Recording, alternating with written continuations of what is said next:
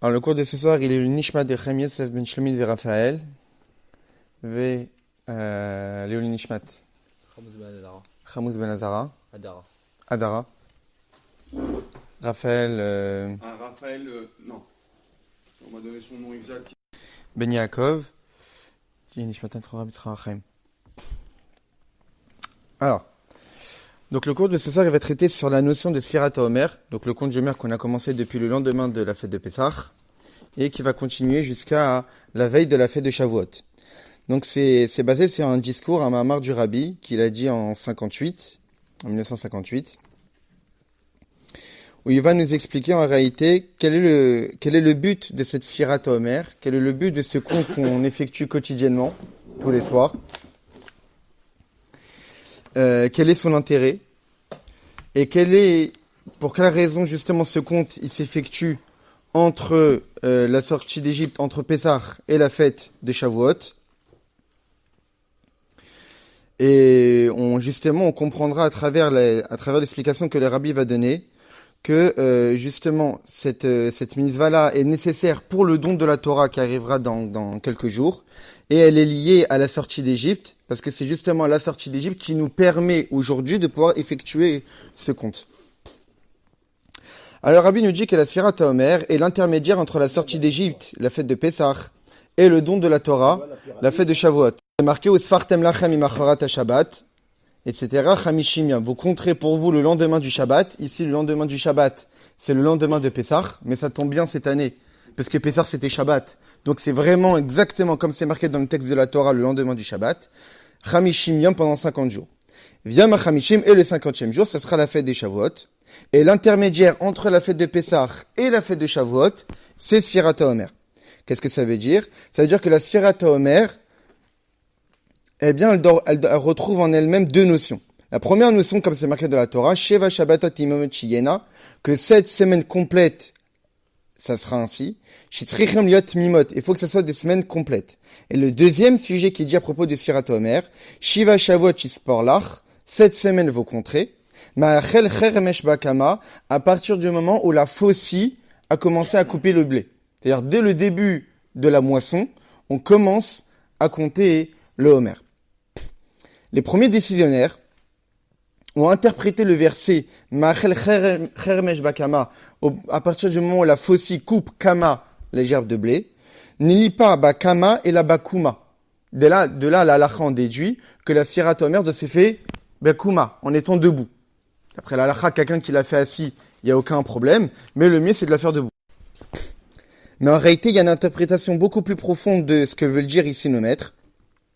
C'est quand il y a marqué Ma'achel cheremesh bakama, à partir du moment où la faucille a coupé les gerbes de blé, mais bakama lit le kuma debout. Ça veut dire des kaï à la tsiur kuma. Ça veut dire qu'en réalité, la Sfirat HaOmer se doit d'avoir la caractéristique de kuma. Ça veut dire d'une stature entière.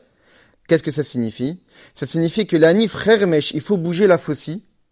Qu'ede la cherim ou la chit et kol inyanim pour pouvoir couper tous les sujets, évidemment négatifs, qui se trouvent dans la structure entière de l'être humain. Donc quand on dit que la Sfirat HaOmer se doit d'être comptée à partir du moment où la faucille coupe les gerbes de blé, mais les gerbes de blé en hébreu peut être interprétées par en étant debout, ça veut dire que la Sfirat HaOmer s'exécute en coupant tous les sujets négatifs de la structure complète de l'être humain.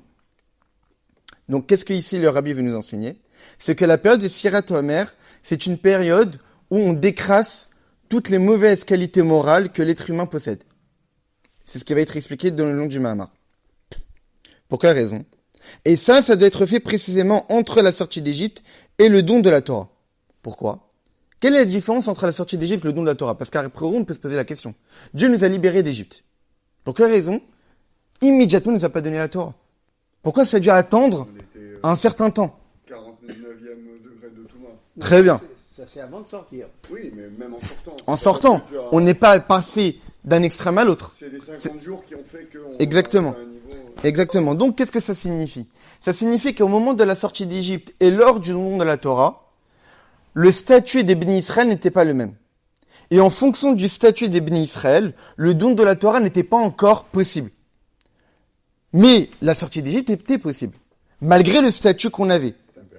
Donc, qu'est-ce que ça signifie? Ça signifie que lors de la sortie d'Égypte, Dieu n'attendait pas forcément de nous d'être de réceptacles pour son dévoilement divin. On n'avait pas forcément un quelconque mérite particulier lors de la sortie d'Égypte. Alors oui, Dieu nous a donné des petites mitzvot à faire avant la sortie, pour justement qu'on ait le minimum syndical pour mériter la sortie d'Égypte et le dévoilement divin qui ont lieu. Mais c'est incomparable au niveau qu'on a atteint lors du don de la Torah.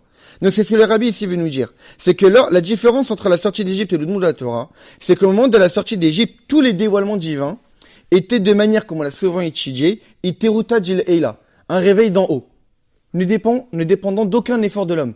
C'est uniquement par intervention divine qu'on est sorti d'Égypte. Du haut vers le bas, comme il est dit à propos de la sortie d'Égypte, Vata Arum Ve'area, que nous, les Bnei Israël, nous étions dénudés de misvot. On était dépossédés on était dépossédés de tout mérite ou de toute misvot pour justement mériter l'intervention de Dieu. Mais pour ne pas véritablement mériter en étant totalement dénudés, Dieu nous a donné un minimum qui est le Korban Pessah et de faire la Brit Mila. Mais même la Brit Mila, on n'avait pas durant toutes ces années, à part la tribu de Lévi. Pendant ces 210 ans-là, nous ne sommes même pas circoncis. Ouais. En Égypte, ils n'étaient pas circoncis. Non. Donc il n'y avait aucune avoda de la part des Bnei Israël. Les Bnei Israël n'avaient fait aucun travail personnel pour mériter ces dévoilements divins. Toute la grandeur qu'ils avaient, c'était juste l'Emouna. Ils avaient foi en l'intervention de Dieu, ils avaient foi en la sortie d'Égypte. Mais la Emouna, c'est quelque chose qui est assez faible. C'est pas vraiment un travail personnel. Comme des gens ils disent, ah oui, j'ai foi en Dieu. Mais concrètement, qu'est-ce que tu fais quotidiennement pour Akadosh Baruch Hu? Quelle est ta pratique des mitzvot? Quelle est ton étude de la Torah? Dieu ne se suffit pas seulement d'une Emouna. Entre guillemets, le judaïsme, il n'y a pas vraiment ces mots, mais la Torah, c'est pas juste une Torah où on nous demande d'avoir foi en Dieu. C'est-à-dire d'agir, d'être des acteurs de ce monde pour le transformer. À l'époque de la sortie d'Égypte, nous n'étions pas encore des acteurs. Nous étions juste dotés d'une Emouna. Et cette Emouna... que les Marocains, ils se rappellent de ce moment-là, ils font la... Mais ça, c'est évidemment incomparable. Ça, c'était incomparable au niveau des dévoilements divins lors de la sortie d'Égypte. Et donc, tous ces dévoilements-là, c'était Bederech Melemala Lemata du haut vers le bas. Donc, dépendant d'aucun travail personnel. Très bien. Omnam Tachlit Akavana, mais c'est quoi le but de l'intention d'Akadosh Baruch Hu quand ils ont sorti d'Égypte? Le but, c'est quoi? C'est que tous ces dévoilements-là puissent provenir par nos efforts personnels. Dieu ne souhaite pas que le peuple juif soit un peuple qui soit spectateur de l'intervention de Dieu dans le monde. Dieu, il a créé le monde, et ensuite, il a mis entre nos mains la responsabilité pour vitaliser ce monde, pour élever ce monde spirituellement. Et exactement de la même manière lors de la sortie d'Égypte. Au départ, nous étions juste des spectateurs. Des giplés, des miracles que Dieu nous a prodigués. Mais après la sortie d'Égypte, Dieu nous a demandé, maintenant, j'attends de vous d'être des acteurs. Et c'est ça la nouveauté qui est apparue lors du don de la Torah. Donc la sortie d'Égypte et le don de la Torah, ce sont deux événements qui sont complètement opposés. La sortie d'Égypte, nous n'étions que des spectateurs. L'aide de Dieu, l'intervention de Dieu, du haut vers le bas. Mais le don de la Torah, là, Dieu nous a mis entre nos mains la Torah pour vous dire maintenant, ça dépend de vous. Ça va être où vous les acteurs pour l'élévation de ce monde. C'est intéressant de savoir. Et donc, toutes ces influences spirituelles qui est apparues lors du don de la Torah, justement, on sera capable de les faire descendre, de les concrétiser, justement grâce à la pratique de Torah et Mitzvot. Maintenant, là, pour arriver à ce niveau-là, de devenir des acteurs de ce monde, ça nécessite évidemment une préparation. On passe pas du statut de spectateur avec juste une Emouna basique à devenir des acteurs où c'est nous qui allons transformer le monde du jour au lendemain. Donc il était nécessaire justement une préparation. Et la préparation au don de la Torah, c'est justement les 49 jours de Sirat Omer.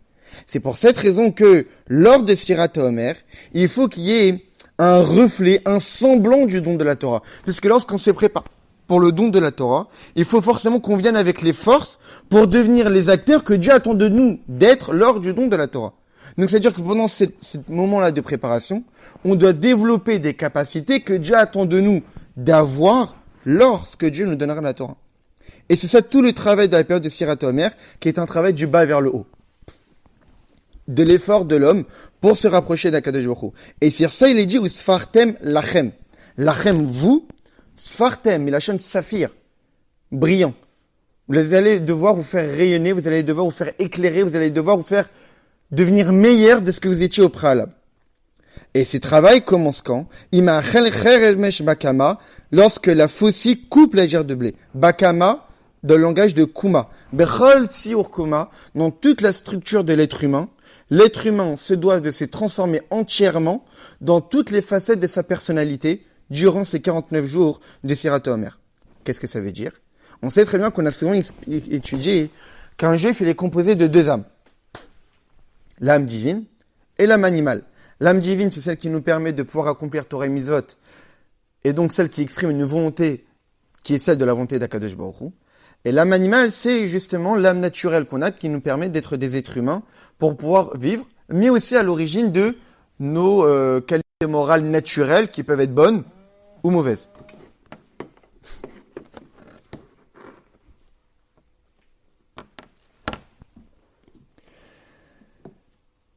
Et donc, durant cette période-là, étant donné que nous devons améliorer et transformer toutes nos qualités morales de toute notre structure personnelle, il est évident qu'il doit y avoir un travail, y compris sur l'âme divine, et y compris sur l'âme animale. C'est-à-dire qu'il faut raffiner l'âme animale. Et grâce au fait qu'on aura raffiné l'âme animale, alors justement, elle aussi, elle donnera des forces à l'âme divine. Parce que si on réfléchit bien, qui nécessite d'être travaillé, qui nécessite d'être amélioré? L'âme animale essentiellement. L'âme divine, a priori, elle n'a rien à améliorer. Le problème, c'est que qu'est-ce qu'on vient de dire? On vient de dire que tout le but des Sirat HaOmer, c'est de montrer que nous devenons des acteurs, et pas juste des êtres passifs qui dépendons de l'intervention de Dieu. Mais puisque nous avons deux entités en nous, et l'âme divine et l'âme animale, si on ne travaille que l'âme animale, ça signifierait que l'âme divine, on la laisse telle qu'elle, telle qu'on l'a reçue de Dieu. Donc ça veut dire que l'âme divine reste toujours spectatrice. Mais puisqu'on veut devenir des acteurs entiers pour être pris au don de la Torah, cela signifie que même l'âme divine, qui a priori n'a rien à se reprocher, elle aussi a besoin d'effectuer un travail. Parce que si elle n'effectue aucun travail, alors elle restera le statut des spectatrices et dépendante de ce que Dieu lui a prodigué en nous la donnant à la naissance.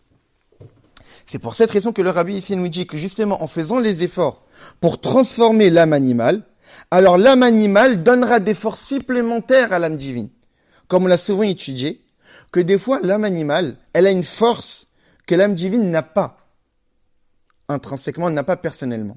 Et c'est justement à travers le travail de raffinement de l'âme animale et de raffinement du corps que l'âme divine acquiert une nouvelle force qu'elle n'avait pas au départ, qui est en réalité tout le but du travail. Parce qu'en réalité, on a souvent étudié dans le cadre de ce cours que si l'âme divine n'a rien à obtenir en descendant ici bas, pour quelle raison elle est descendue? Si elle est juste pour devenir au même niveau de ce qu'elle était au préalable, à quoi bon descendre? Donc forcément que Yerida Shitzerechalia, que la descente de l'âme divine ici-bas, c'est justement pouvoir s'élever. Et comment l'âme divine va pouvoir s'élever? À travers le raffinement et l'amélioration qu'elle va procurer à l'âme animale. Et comme on peut voir dans notre quotidien, que souvent en aidant les autres et en améliorant en aidant notre entourage à devenir des personnes meilleures, nous aussi on devient meilleurs. Et on arrive à atteindre des niveaux d'amélioration et évolution de notre personnalité beaucoup plus que si on avait travaillé que sur nous-mêmes. Alors que si on aide les autres, notre entourage, on arrive à atteindre des niveaux que si on s'était suffi seulement de travailler sur nous-mêmes, on n'aurait pas été capable de les faire. Et c'est exactement pareil pour l'âme divine et l'âme animale. Lorsque l'âme divine s'investit, pour ne pas juste se dire que moi je vais être orienté pour Dieu, mais je vais laisser le corps avoir ses tentations, laisser le corps avoir ses envies. Non, il faut aussi travailler avec le corps, lui parler, et le faire ressentir la valeur du divin. Et c'est à travers les efforts fournis par l'âme divine pour faire comprendre à l'âme animale la valeur du divin et du spirituel que l'âme divine aussi acquiert un plus et s'élève. Et justement, elle aussi ne sera plus seulement spectatrice en se suffisant de ce que Dieu l'a prodigué en nous la donnant à la naissance, mais même elle acquérera un niveau supérieur. Très bien. Et tout ça, c'est la préparation pour recevoir la Torah. Parce que la Torah, en quoi ça consiste? On sait très bien, comme c'est marqué, que la Torah, elle a été donnée pour faire la paix. La paix entre quoi et quoi? Mais Pamaya Shelmala ou Pamaya Shelmata. La Torah, elle a été donnée pour faire la paix entre le haut et le bas, entre le spirituel et le matériel, entre Kadosh Baruch Hu et les hommes, entre tout ce qui se passe dans les mondes spirituels et ce qui se passe ici-bas. Et donc, étant donné que la Torah, elle a été donnée pour faire la paix, on peut pas se présenter devant Dieu pour recevoir la Torah si on n'est même pas en paix avec nous-mêmes. Donc, pour arriver à la fête de Shavuot et recevoir le cadeau de la Torah, qui va nous permettre de créer la paix dans le monde, si on n'est pas nous-mêmes porteurs de paix, on ne sera pas capable d'en créer. Donc pour arriver à la fête de Shavuot, elle est capable de créer de la paix entre le divin et le matériel, à travers l'étude de la Torah et la pratique des mitzvot. Nécessairement au préalable, il faut y arriver en étant en paix avec nous-mêmes. Qu'est-ce que ça veut dire? Que notre âme divine et notre âme animale ne sont plus des ennemis ou des adversaires, mais sont en accord. Et là, il y a tout le travail de la période de Sfirat HaOmer. Créer une harmonie à l'intérieur de nous-mêmes, entre notre âme divine et notre âme animale. Alors évidemment, c'est un travail qui est long. Des fois, 49 jours, c'est pas forcément suffisant. Mais au moins, on va expliquer en quoi ça consiste le travail. Et avec l'aide de Dieu, peut-être au moins, on fera le minimum syndical pour mériter le don de la Torah. Et donc, c'est pour cette raison que tout le travail de Sfirat HaOmer se fait à la fois sur l'âme animale et à la fois sur l'âme divine. Et grâce à ça, on est méritant du don de la Torah, qui aura cette action pour provoquer la paix. Et c'est ça tout le sujet de Sfirat HaOmer, qui est un intermédiaire entre la sortie d'Égypte et le don de la Torah. Parce qu'en réalité, tous les sujets de la sortie d'Égypte, c'est comme si que Dieu nous a montré. En sortant d'Égypte, Dieu s'est dévoilé à nous. Et c'est comme si qu'il nous a montré, voilà ce dont vous êtes capable de faire si vous fournissez les efforts. Mais lorsque ça vient d'en haut, après, par la suite, ça s'estompe. C'est pour cette raison, par exemple, le rabbi dira plus tard dans le Mahamar, qu'à la fête de Pessah, on voit qu'on a fait le Hallel entier les 2 premiers jours de la fête, mais après, par la suite, on a fait le Hallel à moitié. Pourquoi? Parce qu'en réalité, étant donné que la fête de Pessah, c'est seulement une fête qui provenait d'une intervention de Dieu, lorsque ça vient d'en haut, ça s'estompe par la suite. Quelque chose qui reste pour toujours lorsque ça provient de l'effort de l'homme. Du bas vers le haut. Et donc, c'est exactement ça ce que Dieu nous a montré. En sortant d'Égypte, Dieu nous a montré, voilà les dévoilements divins que vous êtes capable de produire dans ce monde.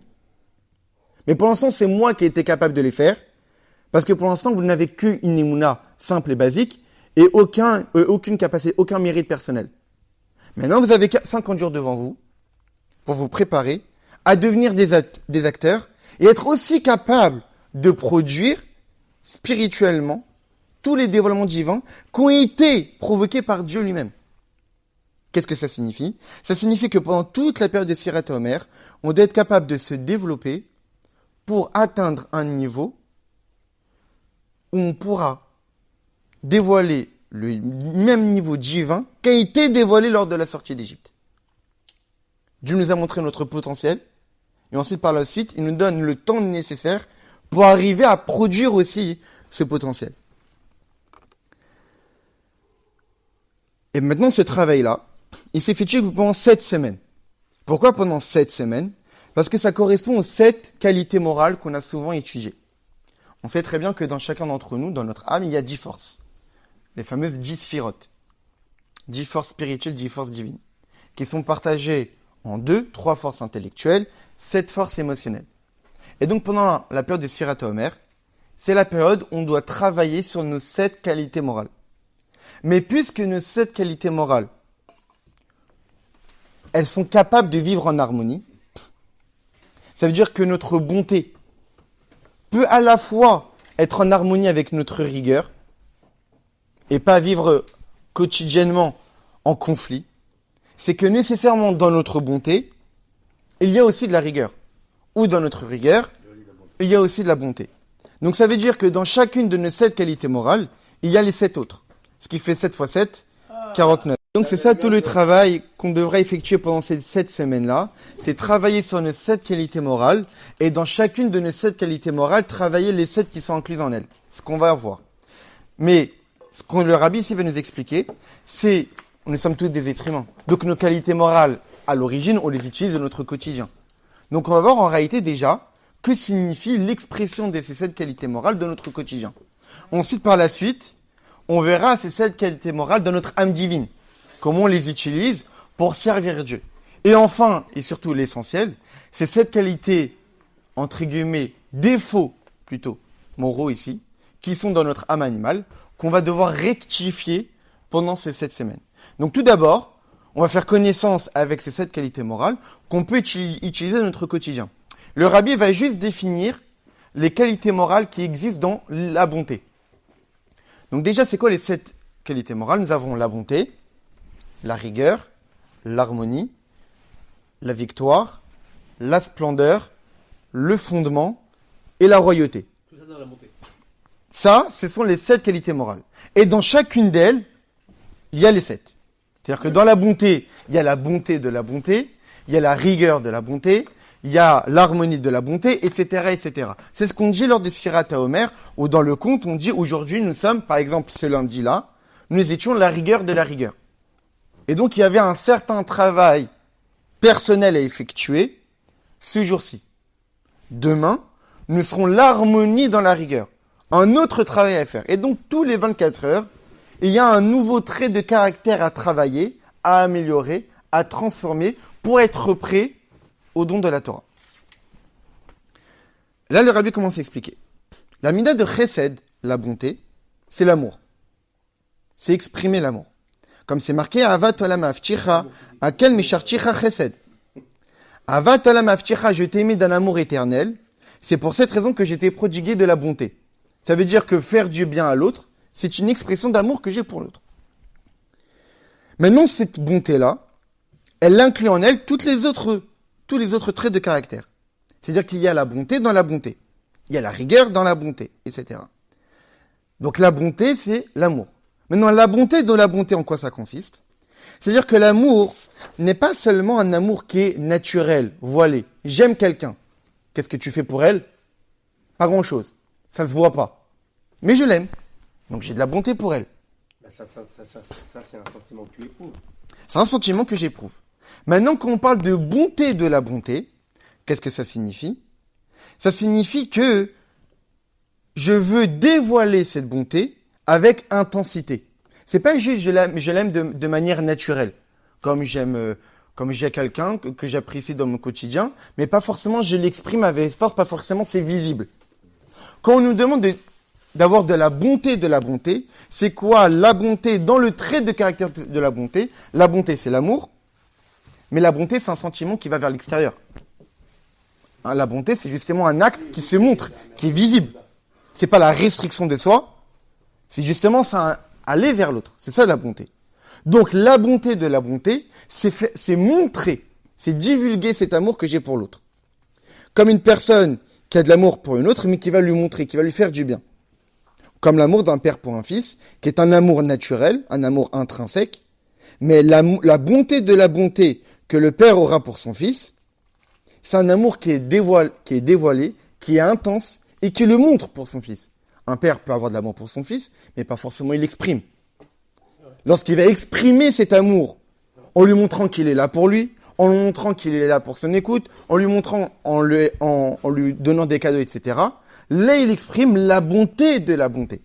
C'est pas juste la bonté, c'est la bonté de la bonté. Il exprime l'amour qu'il a pour lui. Maintenant, la rigueur de la bonté, en quoi ça consiste? Parce qu'à priori, ça paraît paradoxal. La bonté et la rigueur, ce sont deux sentiments diamétralement opposés. Donner une limite, pas forcément. Alors, ici, ce que l'Arabie ici dit, c'est quoi? C'est que, comme on l'a dit, vu que nous avons été créés de manière à avoir une harmonie, une osmose en nous-mêmes, nous ne sommes pas à chaque fois tiraillés entre deux sentiments. On voit bien qu'on est capable de créer plus ou moins un sentiment de sérénité en nous-mêmes. Ça veut dire qu'en réalité, même si nous avons des traits de caractère opposés en nous, comme la bonté ou la rigueur, du fait que dans chacune d'elles, il y a l'autre, donc nous sommes capables de trouver une harmonie. Donc ça signifie que dans la bonté, on peut aussi trouver de la rigueur. Et c'est quoi la rigueur de la bonté? Ça veut dire que la bonté va s'habiller par de la rigueur. C'est comme quelqu'un qui, en fonction de son rôle qu'il a dans son quotidien, ou des habits qu'il met, il agira différemment. Mais c'est toujours la même personne. Mais il va exprimer sa personnalité d'une manière à un moment donné de sa vie ou de sa journée, ou d'une autre manière dans un autre moment de la journée. Parce qu'il a un rôle différent, il a mis différents habits. Eh bien ici, la bonté, elle va adopter un habit de rigueur. En quoi ça consiste? Ça consiste que la rigueur provient de la bonté. C'est-à-dire que d'un point de vue de l'amour que j'ai pour l'autre, alors je vais exprimer de la rigueur. C'est quoi l'exemple? Comme le fait d'haïr quelqu'un qui est l'ennemi de celui que j'aime. J'ai de l'amour pour quelqu'un, mais je sais qu'il y a une autre personne qui le fait des crasses. Je sais que j'ai une autre personne qui le fait du mal. Alors, par amour que j'ai pour celui que j'aime, je vais haïr celui qui le déteste. Ça veut dire que par amour, j'exprime de la rigueur. Et ça, c'est la rigueur dans la bonté. C'est-à-dire que l'origine, c'est de la bonté. L'origine, c'est de l'amour. J'aime quelqu'un. Mais je sais qu'il y a des gens autour de lui qui le font du mal, qui le font souffrir. Et donc, par amour que j'ai pour lui, je vais pas les aimer. C'est une conséquence naturelle de l'amour que j'ai pour quelqu'un. J'ai de l'amour pour ma femme, et je sais qu'il y a des amis à elle qui sont autour d'elle, qui le font du mal, qui parlent de mal sur elle, qui lui parlent mal. C'est évident que je vais pas forcément les apprécier. C'est une conséquence naturelle de l'amour que j'ai pour elle. Donc ça signifie, c'est de la rigueur qu'il découle de l'amour. Ou j'ai un enfant, et je sais qu'il y a des camarades de classe qui le font du mal, etc. C'est évident que je vais pas forcément les apprécier de premier abord. Je vais avoir un sentiment de rigueur qui va s'exprimer, mais ça découle de l'amour que j'ai pour mon enfant. Mais aussi, on peut le voir d'une autre manière, comme l'amour qu'un père peut avoir pour son fils, et de par amour que j'ai pour lui, alors je vais le réprimander. Comme le dit Shlomo HaMelech, un père qui ne corrige pas son fils, c'est qu'il le haït. Alors qu'un père qui aime son fils, il le corrige. C'est-à-dire que corriger son enfant lorsque son enfant se comporte mal, c'est une marque d'amour. Parce que comme je l'aime et je veux son bien, et vouloir son bien, c'est qu'il se développe correctement, et tout à fait naturel qu'un père va agir pour le mettre dans le droit chemin. Un parent qui n'aide pas son enfant à être dans le droit chemin, c'est qu'a priori, il n'en a rien à faire de ce qu'il fait de sa vie. Et donc, c'est un manque d'amour. Justement, par amour que j'ai pour lui, je vais exprimer de la rigueur.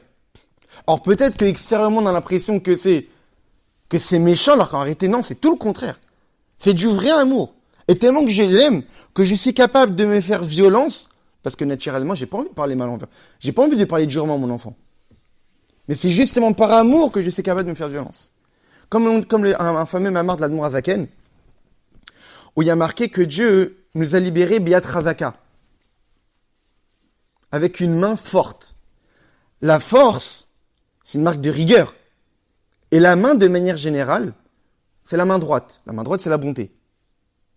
Et donc, l'Admor Hazaken nous explique que tellement que Dieu nous aime, la main droite, il a été capable de se faire violence et de punir les Égyptiens. Mais les Égyptiens, c'est aussi des créatures de Dieu. Dieu aime toutes ses créatures. Mais tellement qu'il nous aime, que Dieu a été capable de punir des créatures qu'il a lui-même créées. Donc c'est ça, Yat Razaka, la main forte que Dieu nous a libérées. C'est que par amour qu'il a pour nous, il a été capable de punir des créatures qu'il a lui-même créées. Et donc ça allait à l'encontre même de sa nature de faire le bien. Et c'est exactement pareil pour un père. Par amour qu'il a pour son enfant, il est capable de mettre de côté l'amour qu'il a pour son enfant, qui généralement aimerait bien l'exprimer de manière visible et dévoilée, mais il va l'exprimer de manière rigoureuse. Mais c'est une marque d'amour. Donc ça, c'est la rigueur dans la bonté. Et cette rigueur-là va s'exprimer d'autant plus que l'amour va s'exprimer. Plus j'aime quelqu'un, plus je vais haïr ses ennemis. Moins je l'aime, moins je vais haïr ses ennemis. Donc on voit en réalité que la rigueur que je vais exprimer sera d'autant plus forte que l'amour que j'ai pour quelqu'un. Donc on voit de là que la rigueur est véritablement produite par l'amour. C'est pas de la rigueur intrinsèque, non. C'est seulement de la rigueur qui est produite par l'amour. Et plus l'amour sera grand, plus la rigueur sera grande. Plus j'ai de l'intérêt à l'éducation que je donne à mes enfants, plus la rigueur que je vais exprimer lorsqu'ils se comportent mal sera forte. Parce que j'ai énormément d'amour que j'ai pour lui. Moins j'ai d'amour pour mon enfant, moins il y a de la rigueur qui va s'exprimer. Donc on voit bien que c'est bien de la rigueur qui découle de la bonté. Maintenant, c'est quoi l'harmonie dans la bonté?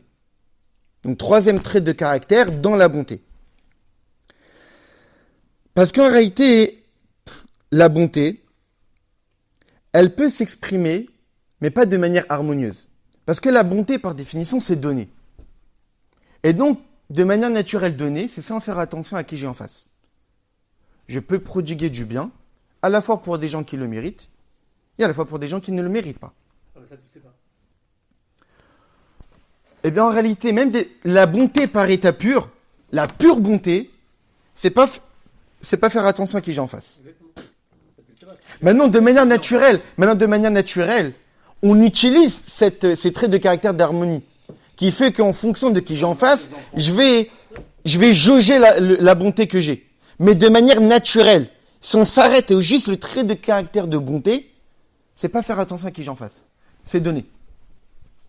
Maintenant, de manière naturelle, vu qu'on a tous les traits de caractère et qu'on réfléchit pas véritablement parce que c'est instinctif, automatiquement, on utilise l'harmonie.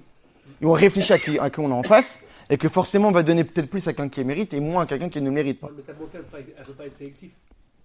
C'est ça qui est marqué dans Pirkei Avot. Tiferet le Osea, ve Tiferet le Mina Adam. Ça veut dire que c'est quoi l'harmonie? C'est quelque chose qui est harmonieux pour moi et harmonieux pour mon entourage. Quelqu'un qui n'exprime que de la bonté, eh bien, on voit pas en lui quelque chose d'harmonieux. On se dit, mais il réfléchit pas à qui l'en face. Et pour les gens, donc a priori, ça veut dire que l'image que je dégage de moi n'est pas forcément une bonne image.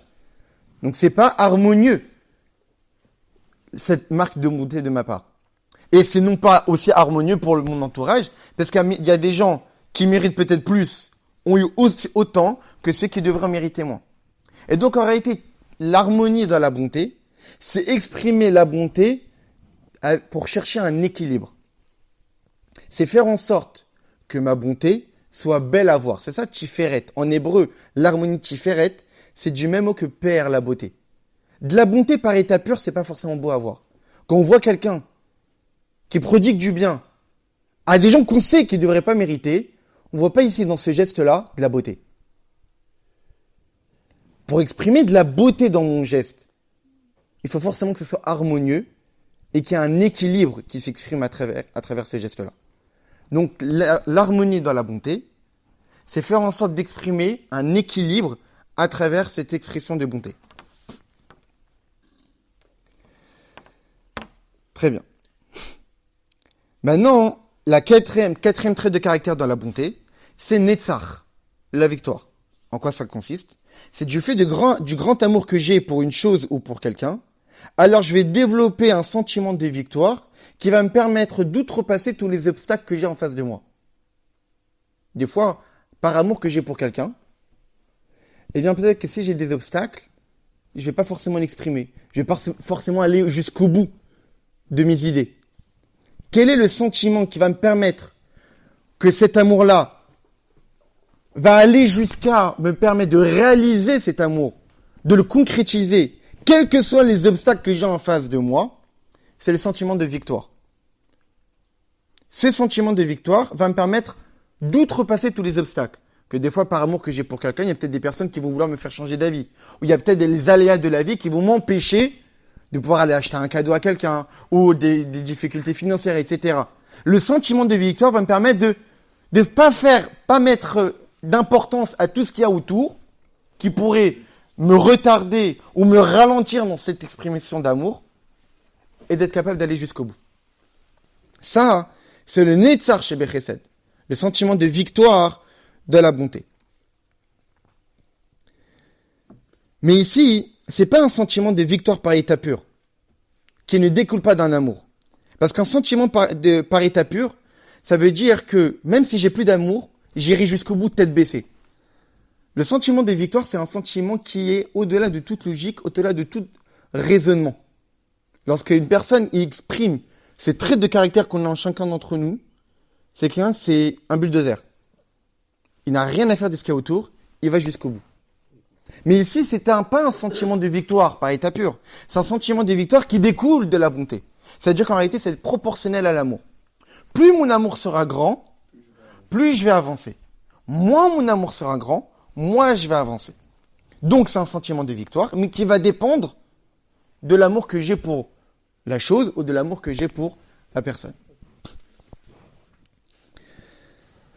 Et plus l'amour sera grand, plus ce sentiment de victoire sera grand. Maintenant, cinquième trait de caractère, le hod, la splendeur. En quoi ça consiste? La splendeur, c'est un sentiment de majesté.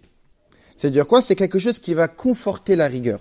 La rigueur, C'est un sentiment. Je haïs.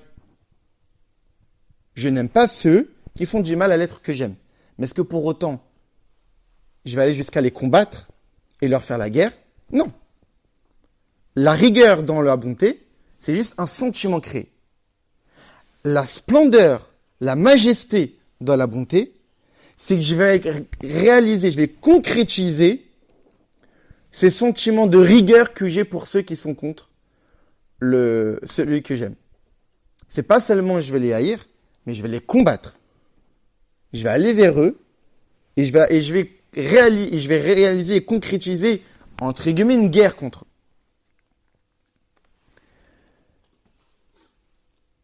Très bien. Ensuite, la 6e trait de caractère, c'est le yesod, la fondement. C'est quoi le fondement de la bonté? C'est que je vais m'attacher à l'être que j'aime. Pas juste je vais l'aimer, je vais vraiment essayer de m'unir à lui. C'est-à-dire vraiment me rapprocher de lui, créer un sentiment beaucoup plus fort. C'est quelque chose qui va faire éclater l'amour. C'est pas juste aimer, c'est chercher l'union avec.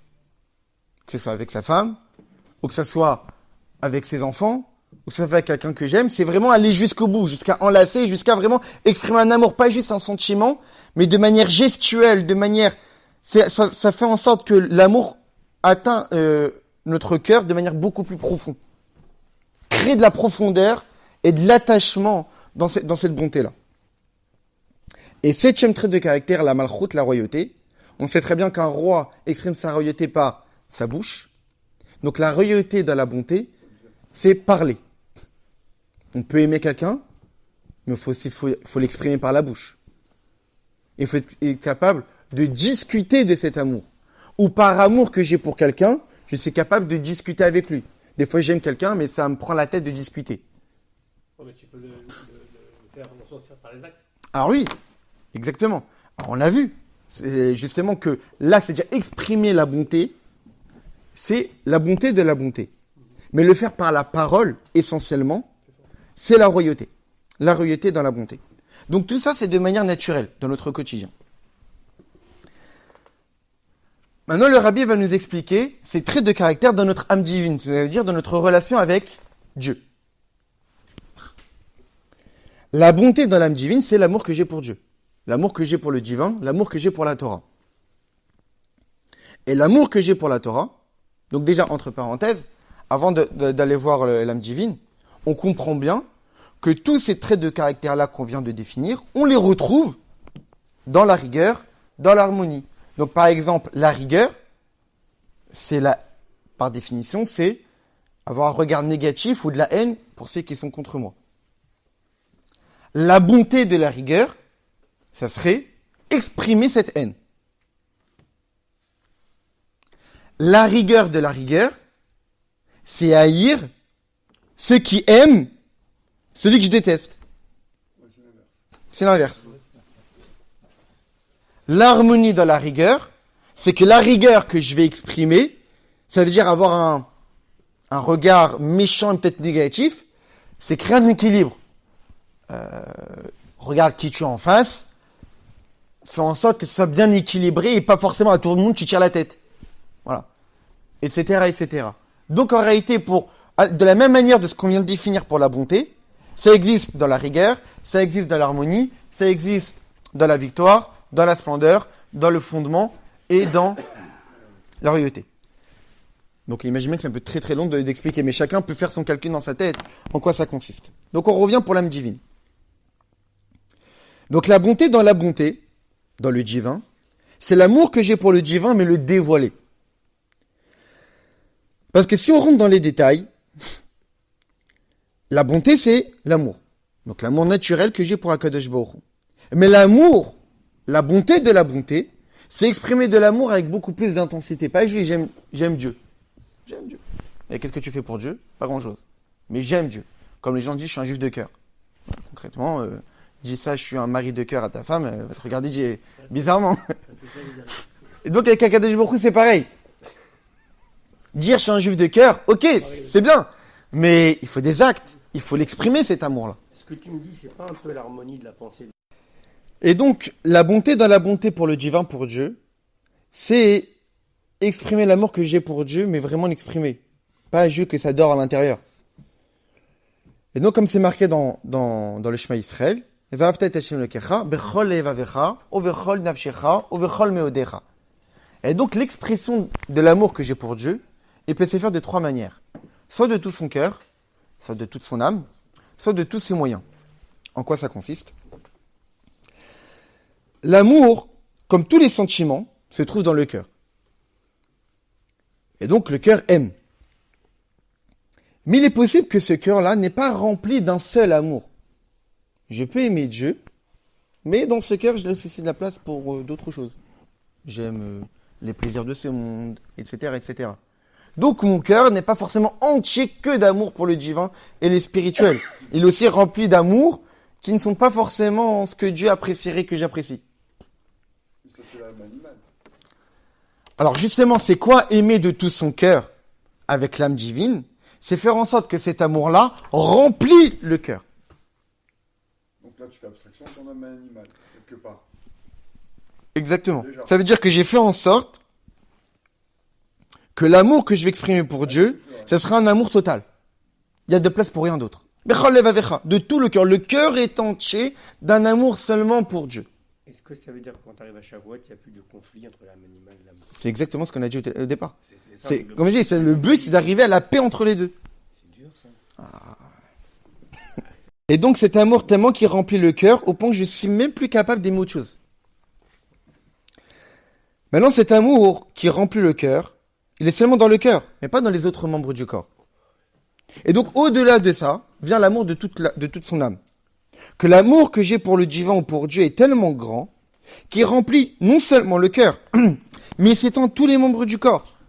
Tellement qu'il s'étend à tous les membres du corps, que cet amour-là va s'exprimer même dans les pieds, que comme on me demande de faire une misère, je vais y courir. Je vais pas y aller en traînant les pieds. Donc non seulement cet amour est dans le cœur, j'aime Dieu, et je n'aime que Dieu, mais même mes jambes ressentent cet amour-là, au point qu'elles vont courir pour aller à la choule pour aller prier, au point qu'elles vont courir pour aller au cours de Torah, au point qu'elles vont courir pour aller aider un autre juif, etc., etc. Ce qui fait que cet amour s'étend à tout le reste du corps. Et du fait de cet amour, j'y cours. Si on savait qu'on avait gagné Euro-Million, on va pas traîner la patte pour aller chercher le billet, on court. Parce que on est attaché à ça. Pourquoi? On va faire autre chose. Alors maintenant, il y a un amour encore plus grand que ça. Donc on a vu l'amour de tout son cœur, que l'amour il remplit tout le cœur au moins qu'il n'y ait même plus de place pour autre chose. L'amour de toute son âme, que même tous les autres membres du corps ressentent cet amour-là et l'expriment. Ensuite, il y a l'amour bechol meodecha, de tous ses moyens. Ça veut dire que l'amour est tellement grand au point qu'on ne ressent même plus qu'on existe. Cet amour est tellement grand qu'on est rempli d'amour, on n'a même plus de vie privée, on n'a même plus de personnalité, on n'a même plus d'existence propre. On n'est que un outil d'amour pour Dieu. Comme quelqu'un qui aime tellement la Torah, qu'il oublie même de manger ou de boire. Il oublie ses besoins personnels. Il est à fond dans son étude, il reste 2 heures, 3 heures, 4 heures, 5 heures, il a dépassé l'heure du repas, il ressent même plus la faim. Mais ça, c'est pas bien. C'est un niveau énorme d'amour. On peut voir que Moshe Rabbeinu, il avait évidemment cet amour-là. Pendant 40 jours et 40 nuits, il n'a pas mangé. Comme si c'était la valeur qui était... Ni bu ni mangé. Donc ça, c'est la bonté de la bonté. Donc l'expression de l'amour, on a vu les 3 possibilités d'exprimer l'amour qu'on a pour Akadosh Baruch Hu. Maintenant, la rigueur de la bonté, c'est quoi? C'est tellement que j'aime Dieu, tellement que j'aime la Torah, que je vais l'exprimer de manière rigoureuse. Comme on l'a dit plus haut, ça veut dire que c'est l'amour qui produit cette rigueur. En quoi ça consiste? C'est tellement que j'aime Dieu, que je vais pas forcément apprécier ceux qui n'aiment pas Dieu. Ceux que dans leur comportement vont à l'encontre de la volonté d'Akadosh Baruch Hu, et ils se rebellent contre Dieu, et ils font tout pour énerver Dieu, alors je ne vais pas forcément les apprécier. Ou, en tous les cas, je ne vais pas apprécier leur comportement, pas la personne, parce qu'il ne faut pas haïr un juif. Mais le comportement, le mal qu'ils ont en eux, ça c'est sûr que je ne vais pas l'apprécier. C'est un travail. Plus l'amour est grand pour Akadosh Baruch Hu, plus la haine que j'aurai pour ce qui est opposé à Dieu, quelqu'un qui voit un comportement qui est diamétralement opposé à ce que Dieu attend d'un être humain, de ce que Dieu attend du monde, il va haïr.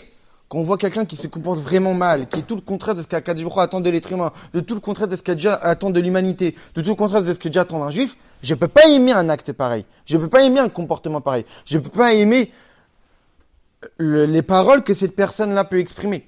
Parce que c'est tout le contraire de ce que j'aime. Donc ça, c'est la rigueur dans la bonté. L'harmonie dans la bonté, c'est quoi? C'est que je vais exprimer l'amour que j'ai pour Dieu, pour la Torah, de manière belle.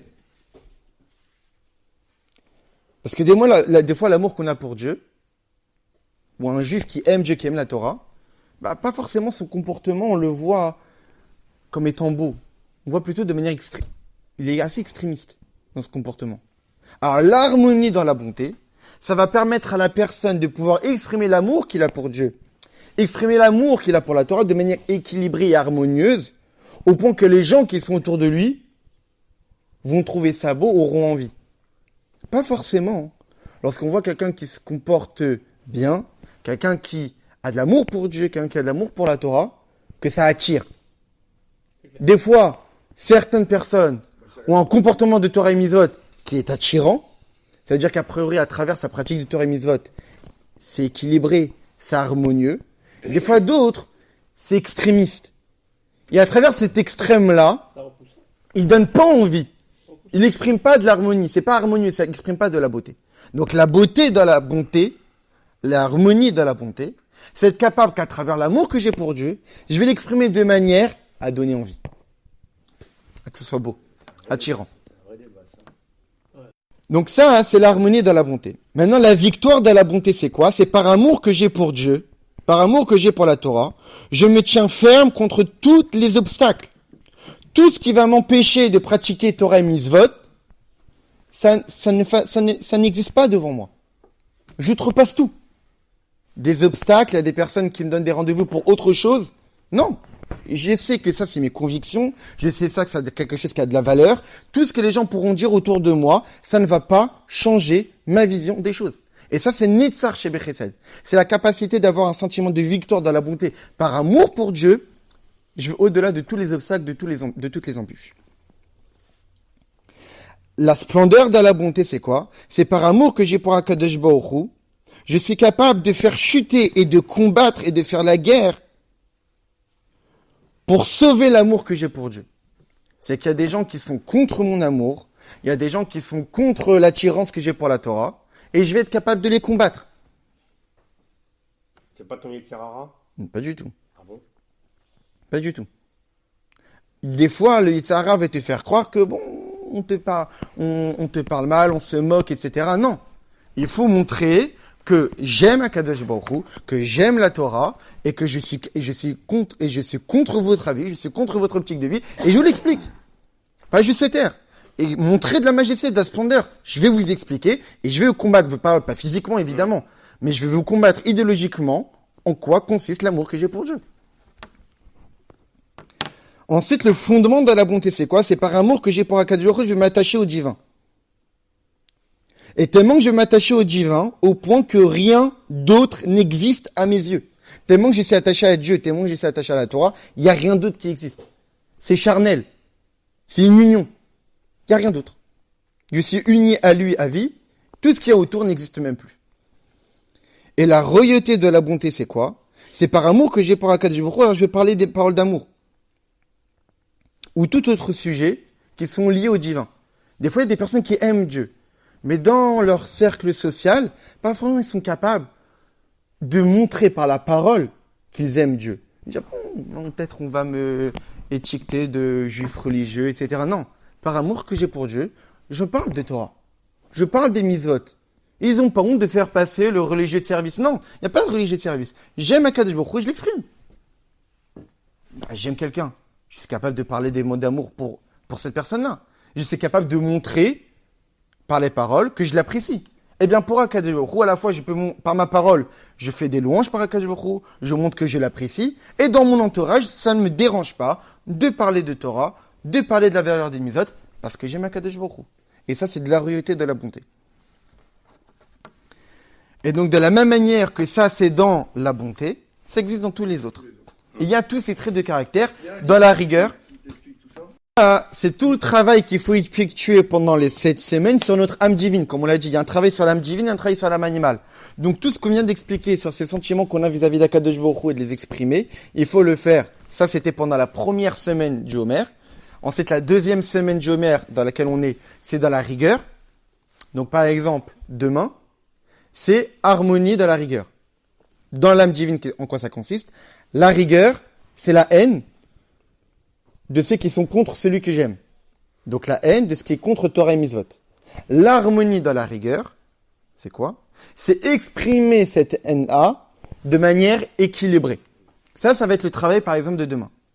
C'est exprimer la haine que j'ai pour tout ce qui est contraire de Torah et Mitzvot, de tous les comportements qui sont opposés à la volonté de Dieu, mais le fait de manière posée, équilibrée, sans qu'on nous voit à travers ces paroles, entre guillemets, haineuses, ou cette volonté d'y aller contre, un extrême, mais on s'est dit, c'est normal.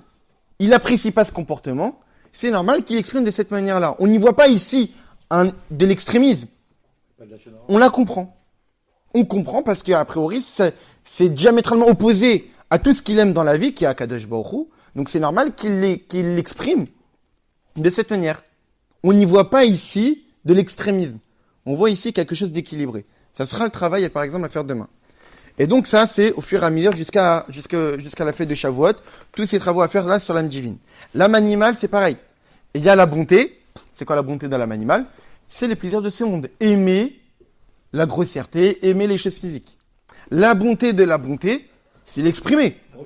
C'est pas seulement j'aime le matériel, c'est que je le réalise. C'est quoi la rigueur de la bonté? C'est j'aime le matériel.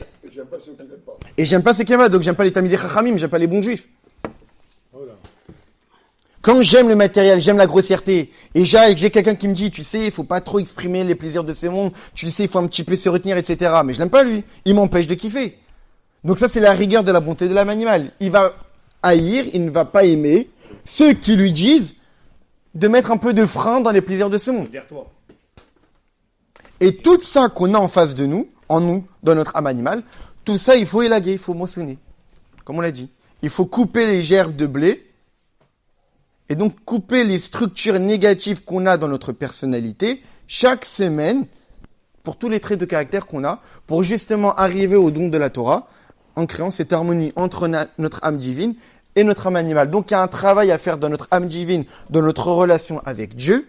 Il y a un travail à faire dans notre âme animale, dans la relation que j'ai avec le matériel, et élaguer tout ça. C'est du boulot. Et c'est ça tout le sens du Sfirat HaOmer, qui est un travail qui consiste à transformer notre personnalité, à transformer notre âme animale, à transformer notre âme divine, que chaque trait de caractère qui est inclus par les 7 autres. Et grâce à ça, on va faire en sorte que notre âme divine va agir sur notre âme animale, va lui faire comprendre la valeur du divin, va lui faire comprendre la valeur de la Torah, la valeur des mitzvot, pour faire en sorte qu'elle soit totalement raffinée, et l'élever et l'unir avec l'âme divine. Et grâce à ça, ça va faire en sorte que l'âme divine, elle aussi, va s'élever, comme on l'a dit, que l'âme divine, elle aussi, ne va plus être spectatrice. Elle va devenir actrice. Que l'âme animale, elle va devenir aussi actrice. Et donc, ça va faire en sorte que tout le juif qui est parti d'être spectateur à la sortie d'Égypte, que c'est Dieu qui a tout fait, et par tous ces travaux-là, on imagine bien qu'en faisant vraiment ce travail, en étant consciencieux et sérieux, lorsqu'on arrive au don de la Torah, nous ne sommes plus des spectateurs. On ne peut être que des acteurs en ayant fait tout ce travail-là. Nous ne sommes pas des passifs. Nous sommes vraiment des gens qui, en ayant la capacité de changer le monde. Que là, tous les dévoilements divins qu'on a été capable de faire, qui ont été dévoilés lors de la sortie d'Égypte, on sera capable de les produire. Vu qu'on a complètement transformé notre être. On s'est complètement amélioré. Et comme on l'a dit plus haut, que tous les sujets qui ont eu lieu lors de la sortie d'Égypte, du haut vers le bas, par intervention divine, se doit d'être aussi produit lors de la période de Sfirat HaOmer, du bas vers le haut. Et grâce à ça, mériter le don de la Torah. Mais étant donné que tout le travail de Sfirat HaOmer se fait sur deux axes, l'âme divine et l'âme animale, l'âme divine, c'est celui qui influence. L'âme animale, c'est celle qui est influencée. Donc il y a le mashpia et le mekabel, celui qui influence et celui qui reçoit. On imagine bien que si lors de Sfirat HaOmer, il y a cet aspect de influencer et cet aspect de se faire influencer, de recevoir, on imagine bien que lors de la sortie d'Égypte, il y avait aussi ces deux aspects. Vu que pendant Sfirat HaOmer, on doit être capable de produire ce qui a eu lieu lors de la sortie d'Égypte. Donc si lors de Sfirat HaOmer, il y a ces deux axes de influencer et recevoir, c'est que lors de la sortie d'Égypte, il y avait ces deux axes d'influencer et de recevoir. Quand ils sont sortis d'Égypte, c'était le moment où ils mangeaient. On va essayer d'expliquer c'est quoi cette idée que aussi lors de la sortie d'Égypte, il y avait ces deux aspects d'influencer et de recevoir. Dans la structure des 10 sphirotes, donc des 10 forces spirituelles qui existent en chacun d'entre nous, donc en réalité on a reçu dans notre âme divine, parce que ça existe dans notre source divine, dans chaque monde spirituel, il y a ces 10 forces. Eh bien, ces 10 forces-là, il y a les 3 capacités intellectuelles, les 7 capacités émotionnelles. Mais dans les 7 capacités émotionnelles, on peut les partager en deux. Une partie masculine et une partie féminine. Une partie masculine, c'est les 6 premières émotions. Bonté, rigueur, harmonie, victoire, splendeur, fondement. Et une partie féminine, la royauté. Pourquoi je dis masculine et féminine? Parce que le mâle, par définition, c'est celui qui donne, et la femelle, par définition, c'est celle qui reçoit. Et donc la partie masculine, les 6 premières émotions, c'est elles qui ont le rôle de donner, d'influencer, et la royauté, c'est celle de recevoir et de concrétiser. C'est pour cette raison qu'on dit « En meler belo am ». Il n'y a pas de roi sans peuple. C'est-à-dire que le roi, par définition, n'est rien seul. C'est pour cette raison qu'on dit que la dernière sphira, la royauté, la 10e attribut divin, en migar mikloum, elle n'a rien d'elle-même. Tout ce qu'elle a, c'est ce qu'elle obtient des 9 forces qui la précèdent. Et le roi, justement, il reçoit les impôts, l'argent du peuple, et en fait quelque chose normalement pour le peuple. Donc c'est parce que justement, c'est ça toute la définition de la royauté. C'est recevoir et concrétiser et réaliser. Lors de la sortie d'Égypte, il y avait 2 événements fondamentaux. La sortie d'Égypte, et 7 jours plus tard, l'ouverture de la mer des Lions. Lors de la sortie d'Égypte, il y avait marqué Etzba Elohim. Les Égyptiens ont dit, c'est le doigt de Dieu. Lors des JP, on a vu que c'était le doigt de Dieu. Le doigt de Dieu, c'est un seul doigt. C'est petit, c'est minime. C'est comme la royauté. Quelque chose qui n'a pas grand-chose de elle-même. Donc, qu'est-ce que ça signifie? Ça signifie que lors de la sortie d'Égypte, on a dévoilé la royauté divine. C'est pour cette raison que c'est marqué noir sur blanc dans la Gada, que lors de la sortie d'Égypte, Nigle Alem, Melech Malcham Lachim, Akadosh Baruch Hu, que c'est le roi des rois qui s'est dévoilé. Donc, c'est l'aspect royal, la royauté divine qui s'est dévoilée de la sortie d'Égypte. Or, la royauté, c'est l'aspect féminin. C'est celui qui reçoit. Quelques jours plus tard, l'ouverture de la mer. L'ouverture de la mer, qu'est-ce qui est marqué là-bas? Il y a marqué Yad Agdola, la main. Là, plus le doigt, mais la main. C'est pour cette raison que dans la Gada, on voit qu'il y a la divergence d'opinion sur le nombre de plaies qu'il y a eu lors de l'ouverture de la mer. S'il y en a eu 10 lors de la sortie d'Égypte, et ça c'était un doigt, donc la main lors de l'ouverture de la mer, fois 5, 50. C'est ça toutes les divergences d'opinion qu'il y a lors de la Gada. Et la main, donc c'est pas juste un doigt, c'est vraiment toute la main. Donc là, c'est vraiment la partie masculine, les 6 émotions qui donnent à la royauté. C'est pour cette raison, par exemple, que lors de l'ouverture de la mer, c'était un véritable dévoilement qui s'est déversé dans la mer. C'est quoi la mer? C'est ce qui cache, ce qui recouvre tout ce qu'il y a derrière. La royauté, elle a par définition de récupérer toutes les forces. Et à travers les forces qu'elle a récupérées des forces qui la précèdent, elle va concrétiser. L'eau, justement, elle recouvre tout ce qu'il y a à l'intérieur. Et lors de l'ouverture de la mer, on a voulu dévoiler qu'est-ce qu'il y a à l'intérieur de cette royauté. Qu'est-ce qu'il y a à l'intérieur de ce qui cache. Donc en réalité, lors de la sortie d'Égypte, c'était la royauté divine qui s'est exprimée. Lors de l'ouverture de la mer, on peut traduire ça comme ça, les émotions divines qui se sont dévoilées. Donc lors de la sortie d'Égypte, l'aspect receveur du divin. Lors de l'ouverture, l'aspect donneur du divin. Et donc, puisque lors de Sfirat HaOmer, les 49 jours, nous devons être capables d'exprimer ce qui s'est fait lors de la sortie d'Égypte, Donc, puisque lors de la sortie d'Égypte, il y avait un aspect du divin de Mekabel, de recevoir, qui s'est dévoilé, et un aspect du divin de donneur qui s'est dévoilé, donc lors de la période des 49 jours, nous devons exprimer un travail en tant que donneur, travail de l'âme divine, et aussi en tant que receveur, travail de l'âme animale. Que l'âme divine doit donner, doit influencer l'âme animale pour qu'elle aussi soit transformée. Et c'est ça tout le sens de Sfirat HaOmer, qui est le fait d'être un intermédiaire entre la sortie d'Égypte et le don de la Torah. Et tous les sujets qui ont été rayonnés, qui ont été dévoilés de eux-mêmes lors de la sortie d'Égypte, on doit être capable de les produire par nos efforts personnels du bas vers le haut durant toute la période de Sfirat HaOmer. Et grâce à ça, on est capable de provoquer le don de la Torah. Pour que le don de la Torah ait un sens dans cette dizaine de jours, on doit devenir en étant changé, en ayant créé, comme on l'expliquait avant, une paix en nous-mêmes, entre notre âme divine et notre âme animale. On ne peut pas devenir en étant toujours des spectateurs. Ça voudrait dire que toute cette période-là, elle n'a servi à rien. Dieu a attendu de nous donner le don de la Torah. Parce que Dieu a conscience. Il faut qu'on soit prêt à être acteur. Il faut qu'on soit prêt à ce que Dieu nous donne les outils pour réaliser le fait d'être un acteur. Mais Dieu ne peut pas nous donner la Torah si on n'est pas des gens capables à utiliser cette Torah-là.